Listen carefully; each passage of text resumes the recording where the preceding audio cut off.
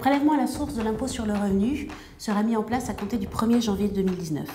Alors que va-t-il changer pour nous?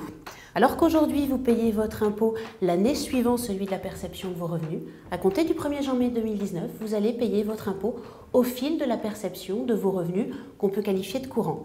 Il s'agit de vos revenus en tant que salarié, en tant qu'indépendant ou par exemple de vos revenus fonciers. Vous comprenez bien que pour passer du système d'aujourd'hui à celui de demain, une année de transition est nécessaire. Cette année de transition va porter sur les revenus que vous allez percevoir au titre de l'année 2018. Alors Béatrix, quelles sont les difficultés posées par l'année de transition d'un système à un autre?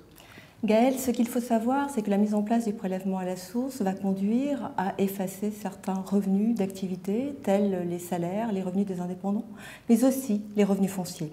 Il va donc falloir être très attentif aux revenus que l'on va déclarer en 2018 et 2019, notamment pour la prise en compte de certains travaux déductibles des revenus fonciers.